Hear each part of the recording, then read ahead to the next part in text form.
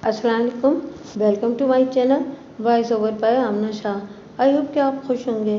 कहानी शुरू करने से पहले आपसे रिक्वेस्ट है कि अगर आपको मेरा कंटेंट पसंद आता है तो प्लीज़ मेरे चैनल को सब्सक्राइब करें और लाइक करें।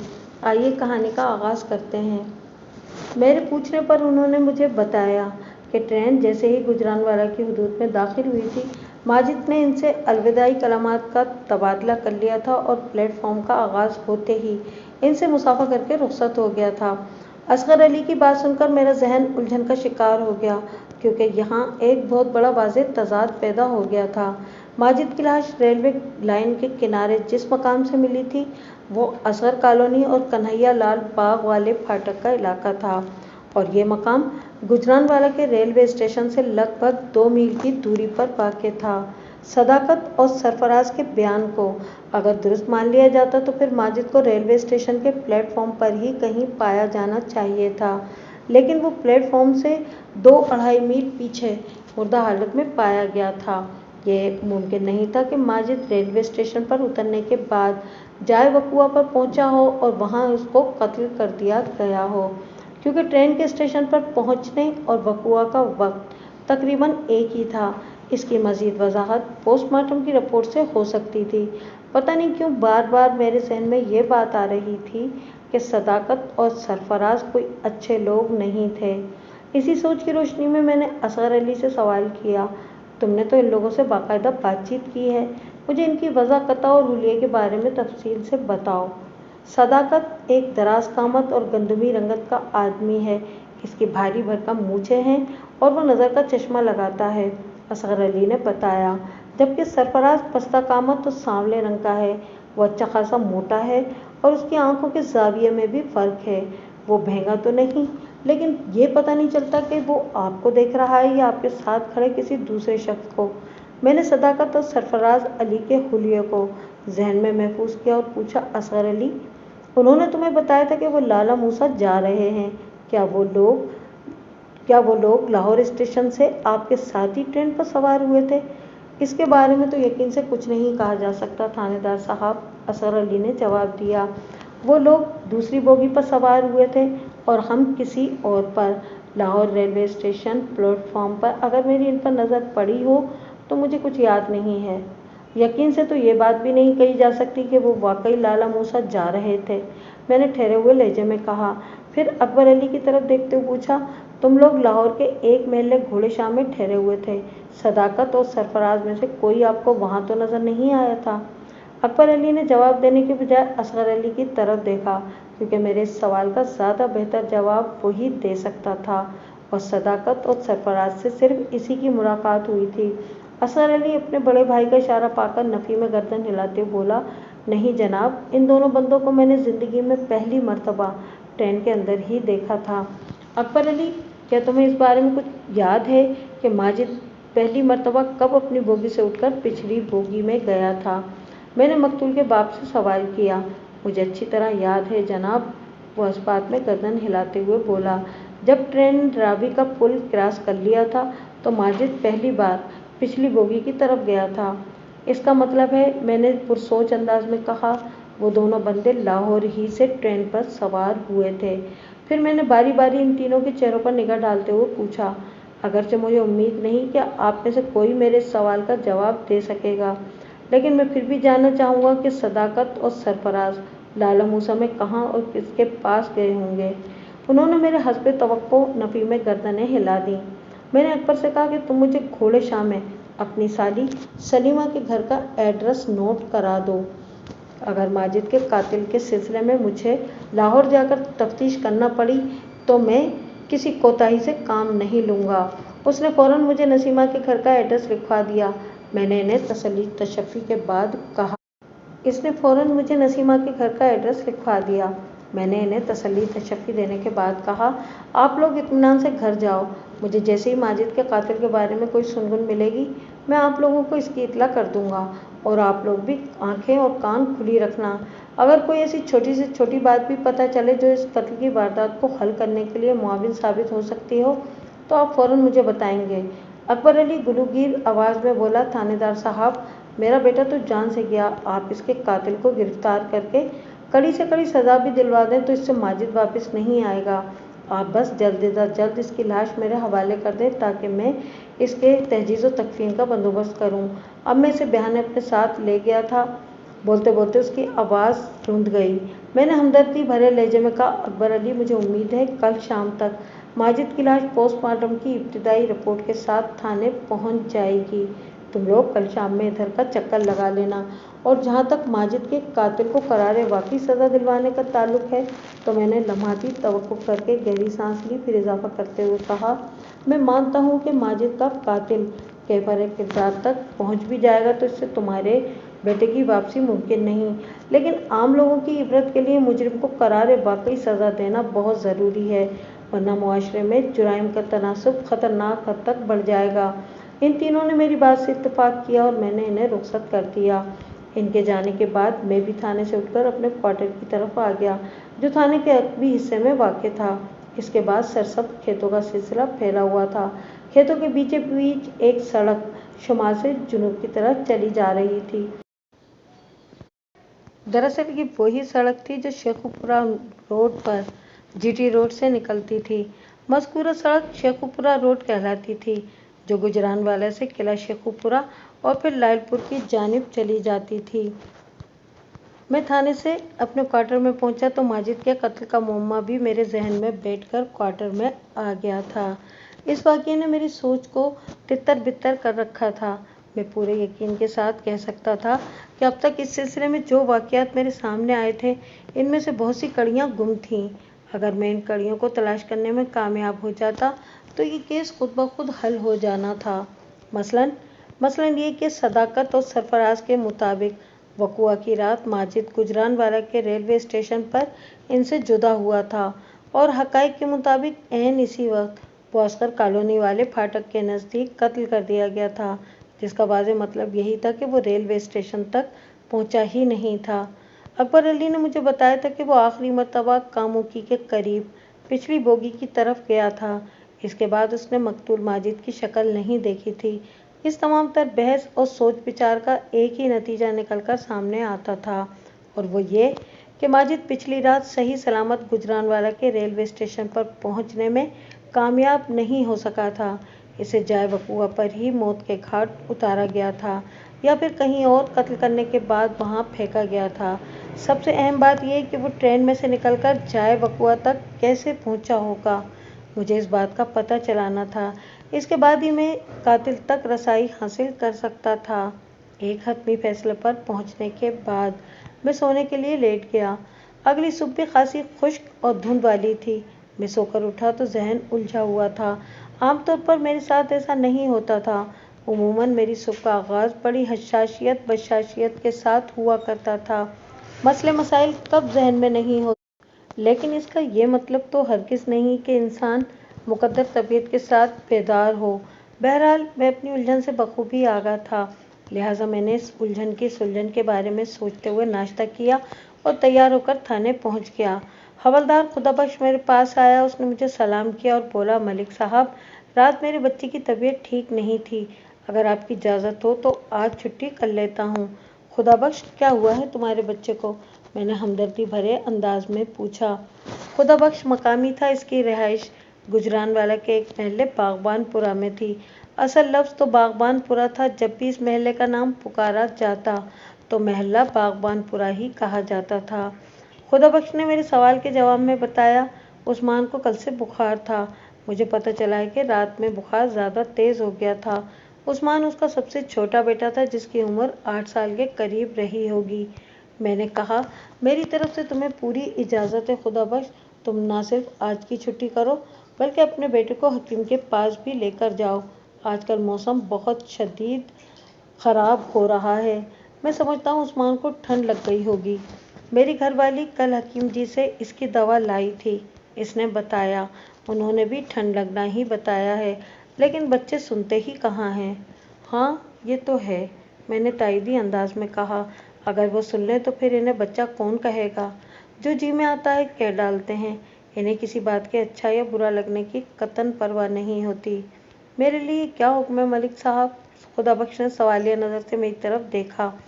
तुम जाओ, मैंने तुम्हें इजाज़त दे तो दी है, मैंने ठहरे हुए लहजे में कहा। और हाँ, ज़रा ASI फिदा हुसैन को मेरे पास भेज दो। जी मलिक साहब, वो तशक्कुराना अंदाज में बोला, फिर मेरे कमरे से निकल गया। ASI मेरे कमरे में आया तो मैंने उससे कहा कि फिदा हुसैन, मैं ज़रा जाय बकुआ की तरफ जा रहा हूँ, तुम थाने के मामलात देख लो। वो मैं देख लूँगा मलिक साहब, वो बड़ी फरमाबरदारी से बोला। फिर पूछा, आप उधर खैरियत से जा रहे हैं ना? हाँ भाई, खैरियत कहाँ है, मैंने कहा। कुछ तफ्तीश बाकी रह गई थी, सोचा है पोस्टमार्टम से पहले पहले इसको निपटा लूँ। ठीक है, आप बेफिक्र होकर जाएं, फिदा हुसैन ने कहा। मैंने फिदा हुसैन को ये बताना ज़रूरी समझा कि हवलदार खुदाबख्श भी दिन भर थाने में नहीं होगा, लिहाजा इसे हद से ज़्यादा मुहतात और चाको चौबंद रहने की ज़रूरत है। मैंने इसके बाद कांस्टेबल रमज़ान को अपने साथ लिया और जाय बकुआ की जानिब रवाना हो गया। आज के दिन के लिए मेरे जहन में एक ख़ास प्लान था। मैं कांस्टेबल रमज़ान की हमराही में सीधा फाटक वाले के पास पहुंच गया। मज़कूरा शख्स का नाम उमर फारूक मालूम हुआ। उमर फारूक की उम्र 55 के आसपास थी। वो छड़ा छांट था और फाटक के साथ बने रेलवे के क्वार्टर में रहता था। हमें देखकर वो अटेंशन हो गया। उमर फारूक जल्दी से अपने क्वार्टर के अंदर से हमारे लिए 2 कुर्सियां निकाल लाया। इस वक्त तक आसमान पर सूरज जलवागर नहीं हुआ था, ताहम धुंध पूरी तरह छट चुकी थी और फिजा को देखकर यह अंदाज़ा कायम किया जा सकता था कि थोड़ी देर में धूप निकल आएगी। हम कुर्सियों पर बैठ चुके तो उमर फारूक ने लजाजत आमेज लहजे में कहा, थानेदार साहब, हुक्म करें, मैं आपकी क्या खिदमत करूं? मौसम ठंडा है, गर्मा गर्म चाय तो चलेगी ना?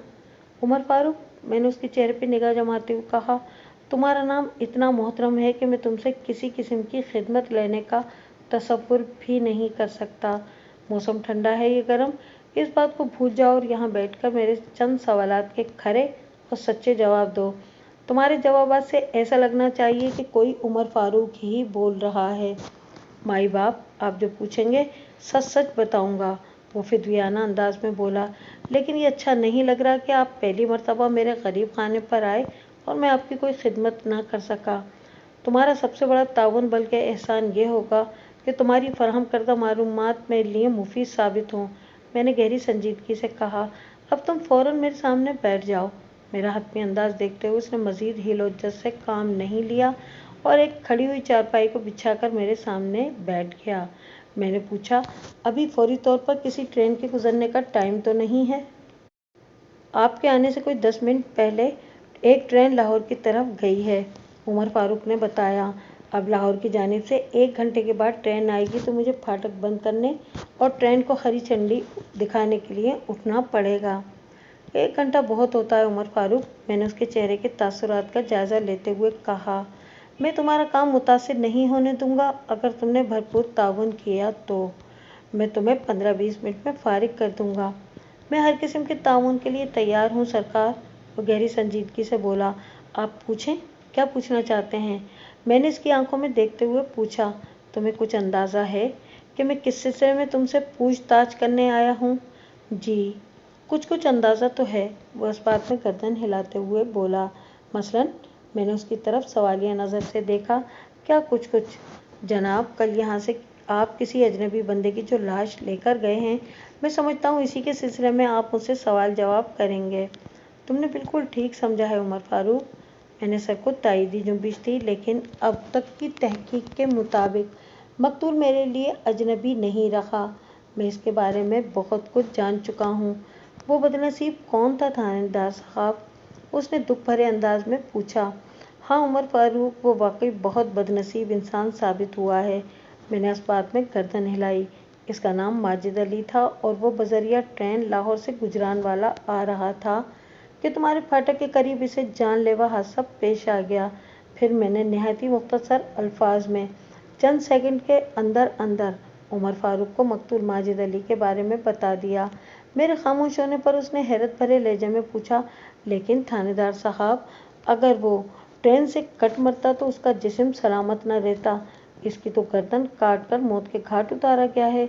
जब आप कल यहाँ आकर तफ्तीश कर रहे थे तो मैंने इस अजनबी, मेरा मतलब है माजिद अली की लाश को खुद अपनी आंखों से देखा था। मैंने जानलेवा हादसा पेश आ गया के अल्फाज का उमर फारूक ने कोई और मतलब ले लिया था।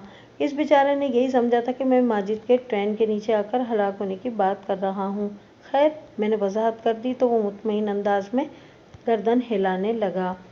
मैंने कहा, उमर फारूक, जैसा कि मैंने तुम्हें बताया कि मकतूल माजिद और इसके घर के 20 अफराद ट्रेन में बैठकर लाहौर से गुजरानवाला आ रहे थे।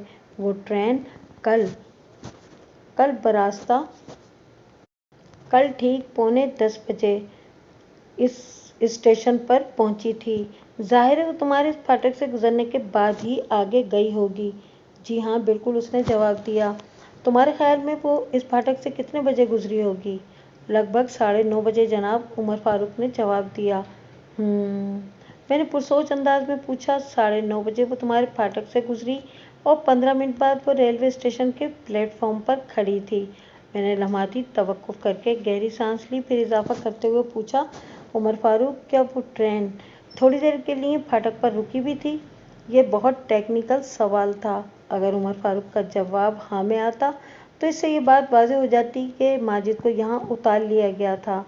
थानेदार साहब, उमर फारूक ने सोच में डूबे हुए लहजे में कहा, दिन में तुम्हें हरी झंडी दिखाकर ट्रेनों को जाने की इजाज़त देता हूँ, लेकिन रात में यही काम बत्ती से किया जाता है।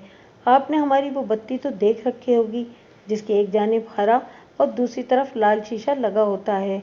इसके अंदर एक बत्ती जल रही होती है। हस्ब ज़रूरत फाटक वाला ट्रेन को लाल या हरी साइड दिखाकर अपना काम चलाता है। हाँ, मैं रेलवे स्टेशन के इस सिस्टम से अच्छी तरह वाकिफ़ हूँ, मैंने अपनी बात पर जोर देते हुए कहा। तो मुझे सिर्फ ये बताओ कि गुज़िश्ता रात तुम्हारे फाटक पर ट्रेन रुकी थी या नहीं? आप इसे रुकना तो नहीं कह सकते जनाब, वो बड़े मजबूत लहजे में बोला। वो मगर बहुत आहिस्ता हो गई थी। मैंने चौंक कर इसकी तरफ देखा और पूछा, क्यों आहिस्ता हो गई थी? मैंने ट्रेन को हरी बत्ती दिखा दी थी, वो वजाहत करते हुए बोला, लेकिन कच्ची से आगे वाला सिग्नल डाउन नहीं हुआ था, इसलिए फाटक से गुजरने के बाद ट्रेन की रफ्तार बहुत कम हो गई थी। ट्रेन की रफ्तार कम हो गई थी। मैंने उमर फारूक के अल्फाज को दोहराया, फिर पूछा, क्या तुम? कितनी कम? इतनी कम कि कोई मुसाफिर बआसानी ट्रेन से नीचे उतर सकता था। उमर फारूक का जवाब मेरे हस्बे तवक्को था। मैंने सरसराती हुई आवाज़ में सवाल किया, उमर फारूक, क्या तुमने ट्रेन की सुस्त रफ्तारी के दौरान किसी मुसाफिर को ट्रेन से नीचे उतरते देखा था? किसी एक मुसाफिर को या 2 मुसाफिरों को?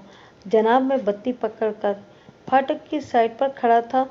उसने अपने क्वार्टर की सिमत इशारा किया जो कन्हैया लाल बाग की जानिब वाक़ था।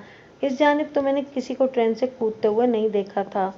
माजिद अली की गर्दन कटी लाश रेलवे फाटक की जिस तरफ पड़ी हुई मिली थी वो कन्हैया लाल बाग की मुखालिफ सिमत में, यानी असगर कॉलोनी की जानिब था।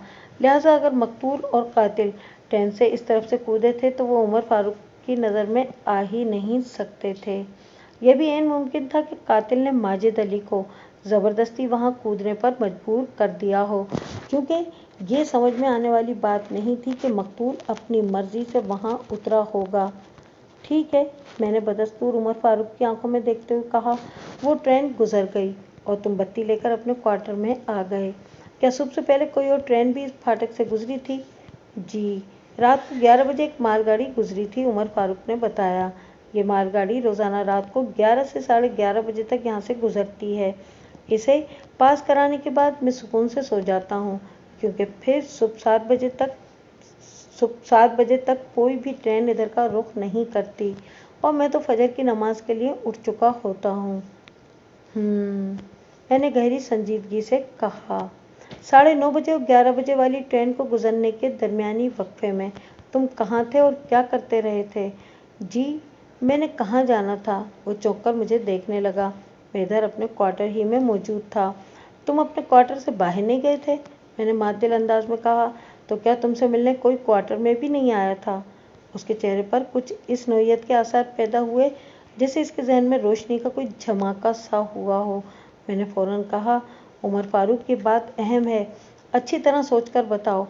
गुज़िश्ता रात 9:30 और 11 बजे के दरमियान तुमसे मिलने क्वार्टर पर कोई आया था? वो ख़ास तौर पर मुझसे मिलने तो नहीं आया था जनाब, उसने बड़ी मजबूत लहजे में बताया। वो कोई अजनबी मुसाफिर था। मुझ पर नज़र पड़ी तो उसने पूछा कि जीटी रोड किस तरफ है, और मैंने इसे बता दिया। बस इतनी सी बात है। उमर फारूक के लिए यकीनन वो इतनी सी बात थी, मगर मैं इसे इतनी सी बात कहकर नज़रअंदाज नहीं कर सकता था। मैंने कुरेदने वाले अंदाज में कहा, तुमने इस शख्स के लिए अजनबी मुसाफिर के अल्फाज इस्तेमाल किए हैं, इसका मतलब यह है कि तुम इसे नहीं जानते थे। मैं वाकई इससे नावाकिफ था। वो बड़ी सादगी से बोला, इससे पहले मैंने इस बंदे को कहीं नहीं देखा था। तुमने इसे जीटी रोड का रास्ता बताया और वो चला गया। मैंने उमर फारूक का ट्रायल ख़त्म करते हुए कहा, इसके अलावा भी तुम दोनों में कोई बात हुई थी? जी हाँ, उसने इस बात में जवाब दिया। मैंने इसे जीटी रोड का रास्ता बताने के बाद पूछा था कि भाई तुम्हें जाना कहाँ है? फिर उसने तुम्हें क्या जवाब दिया था? मैंने इज़्तिरारी लहजे में इस्तफसार किया। उसने बताया था कि स्टेशन जाऊंगा। उमर फारूक, ये तुमने बड़ी पते की बात बताई है, मैंने सरसराती हुई आवाज़ में कहा। अब तो मुझे इस अजनबी मुसाफिर के हुलिये और कद काट के बारे में तफसील से बताओ। उम्र 35 के आसपास, दुबला पतला और लमढेंग, आंखें बहुत छोटी टिच बटनों जैसी और सर के बाल घुंघरियाले। इसकी टांगों की लंबाई भी गैर मामूली थी। वो किसी ज़राफ़े की तरह चलता था। मैंने उमर फारूक का तहे दिल से शुक्रिया अदा किया और अजनबी मुसाफिर के नक्शो निगार और वज़े कते को जहन में नक्श करके वापस आ गया। मैं तवक्को कर रहा था कि पोस्टमार्टम रिपोर्ट 11 जनवरी की शाम तक आ जाएगी, लेकिन मेरी ये तवक्को पूरी न हो सकी और 12 जनवरी की दोपहर में मकतूल माजिद अली की पोस्टमार्टम शुदा लाश अस्पताल से थाने पहुंच गई, जिसके साथ ही पोस्टमार्टम की इब्तिदाई रिपोर्ट भी लगी हुई थी। पोस्टमार्टम रिपोर्ट के मुताबिक बदनसीब माजिद अली की मौत 9 जनवरी की रात 9 और 10 बजे के दरमियान वाक़ हुई थी। ये एक अजीब इत्तेफाक था कि इसकी मौत की तारीख और वक्त आपस में बेहद मुमासिलत रखते थे, यानी 9 और 10 जनवरी की रात और रात 9 और 10 बजे के दरमियान। मौत का सबब जिस्म से बहुत ज़्यादा खून का इखराज बताया गया था, जो यकीनन इसकी शहरत कट जाने के बायस हुआ था। आला कत्ल यानी तेज़ धार और ख़तरनाक खंजर पर पाए जाने वाले खून का नमूना मकतूल के खून से मैच कर गया था, जिससे ये अमर पाए सबूत को पहुंच गया कि माजिद को इसी खंजर की मदद से मौत के घाट उतारा गया था। इस ज़माने में फिंगरप्रिंट्स उठाने का कोई रिवाज नहीं था और न ही अदालत फिंगरप्रिंट्स की रिपोर्ट को कोई अहमियत देती थी। अकबर अली और इसका छोटा भाई असगर अली गुज़िश्ता रात मकतूल की लाश के इंतज़ार में काफ़ी देर तक मेरे पास थाने में बैठे रहे थे। मैंने दोनों भाइयों से उमर फारूक से अजनबी मुसाफिर से मुतालिक हासिल होने वाली मालूमात की रोशनी में भी मुख्तलिफ सवालात किए, लेकिन इन दोनों में से कोई भी इस घुंघरियाले बालों वाले लमढेंग के बारे में कुछ नहीं जानता था। इसी रोज़ यानी 11 जनवरी की दोपहर मैंने एक और ख़ास काम भी कर डाला था। इधर गुजरानवाला ही में तो मैं शहर रोड पर एक नौजवान और होनहार आर्टिस्ट आफताब मुगल रहता था। वो बुनियादी तौर पर फिल्म के पोस्टर वगैरह का काम करता था, लेकिन मैं जानता था कि इसका स्केच वर्क बहुत उम्दा था। मैंने दोपहर में आफताब मुगल को अपने पास थाने बुलाया और इसे 3 खाके बनाने के लिए देकर कहा, यानी खाका नंबर 1 दराज कामत, रंग गंदुमी, भारी भरकम मूछें, आंखों पर नज़र की ऐनक, ये सदाकत के साथ ही सरफराज का हुलिया था। खाका नंबर 2 पस्ता कामत, सांवली रंगत, हट्टा कट्टा, आंखों के जाविये में नुमायां फ़र्क, ये सदाकत के साथ ही सरफराज का हुलिया था। सदाकत और सरफराज ट्रेन के अंदर मकतूल माजिद अली के दोस्त बन गए थे। वो इनके साथ ताश खेलते हुए लाहौर से गुजरानवाला पहुंचा था। खाका नंबर 3 उम्र 35 साल, दुबला पतला, लमढेंग, आंखें टिच बटनों जैसी छोटी छोटी, सर के बाल घुंघरियाले और टांगे ज़राफ़े की तरह गैर मामूली लंबी। ये नामालूम अजनबी मुसाफिर का हुलिया था, जो उमर फारूक के मुताबिक रात के लगभग 10 बजे स्टेशन की तरफ जाने का इरादा रखता था। आफताब मुगल ने बड़ी तवज्जो से एक एक शख्स के खाके को मेरी ज़बानी सुना और फिर अपने काम में जुट गया। 2 घंटे की मुसलसल मेहनत के बाद वो मेरे हस्बे मंशा 3 खाके बनाने में कामयाब हो गया। खाकों की तरफ से मुतमईन होने के बाद मैंने इस हिदायत के साथ आफताब मुगल को जाने की इजाज़त दे दी कि वो आइंदा रोज़ दिन में मेरे पास एक चक्कर ज़रूर लगाएगा। असल में इन खाकों की वेरिफिकेशन के लिए ही मैं इन्हें मकतूल के चचा और असगर अली को दिखाना चाहता था। वो बनफ्स नफीस सदाकत और सरफराज से मुलाकात कर चुका था, لہٰذا وہ زیادہ بہتر طور پر بتا سکتا تھا کہ آفتاب مغل کی محنت رنگ لے آئی تھی یا اس میں چند آنچ کی کسر باقی تھی۔ اگلے روز جس اکبر علی اور اصغر علی مقتول کی لاش کے حصول کے لیے تھانے پہنچے تو آفتاب مغل میرے کمرے میں موجود تھا۔ میں نے صداقت اور سرفراز کے خاکے ان کے سامنے رکھتے ہوئے کہا، اصغر علی، ان دونوں بندوں کو پہچانتے ہو؟ وہ ان خاکوں کو دیکھ کر چونک اٹھا اور حیرت بھرے انداز میں بولا، تھانے دار صاحب، یہ تو وہی دونوں بندے ہیں جو لاہور سے لالہ موسیٰ جا رہے تھے اور ماجد سے ان کی دوستی ہو گئی تھی۔ وہ تذبذب بھرے انداز میں بات ادھوری چھوڑ خاموش ہوا تو میں نے کہا، لیکن کیا اصغر علی؟ بس جی، ان تصویروں میں اور اصل بندوں میں 19-20 کا فرق ہے جناب، اس نے جواب دیا۔ اگر 19-20 کا فرق ہے تو پھر تو کوئی مسئلہ نہیں، میں نے بے پرواہی سے کہا۔ یہ فرق تو میں ابھی آپ کے سامنے نکلوا دیتا ہوں۔ وہ کیسے؟ وہ تعجب خیز نظر سے مجھے تکنے لگا۔ یہ فرق کون نکالے گا؟ جس نے یہ خاکے بنائے ہیں، میں نے سادگی سے جواب دیا۔ وہ آپ کے سامنے بیٹھ کر آپ کے مشورے سے اس فرق کو ختم کر دے گا۔ وہ کون؟ اصغر علی کی حیرت سہ چند ہو گئی۔ میں نے آفتاب مغل کی جانب اشارہ کر دیا۔ آئندہ آدھے گھنٹے میں اصغر علی کی مشاورت سے وہ دونوں خاکے ہو بہو صداقت اور سرفراز کا عکس بن گئے۔ میں نے اجنبی مسافر کا خاکہ بھی ان دونوں بھائیوں کو دکھایا، لیکن شناخت کے سلسلے میں انہوں نے معذوری ظاہر کر دی۔ وہ اس لمڈینگ زرافہ مار کا شخص کو بالکل نہیں جانتے تھے۔ میں نے ضروری کاغذی کارروائی کے بعد ماجد علی کی لاش اس کے ورثاء کے حوالے کر دی تاکہ وہ اس کی تدفین کے فریضے سے عہدہ برا ہو سکیں۔ وہ لوگ میرا شکریہ ادا کرنے کے بعد رخصت ہو گئے۔ ان کے جانے کے بعد آفتاب مغل سوالیہ انداز میں میری طرف دیکھنے لگا۔ میں اس کی نگاہ کا مطلب بخوبی سمجھ رہا تھا، لہٰذا میں نے اسے جانے کی اجازت دے دی۔ اس کا کام ختم ہو گیا تھا، اسے خواہ تھانے میں روکنے کا کوئی فائدہ نہیں تھا۔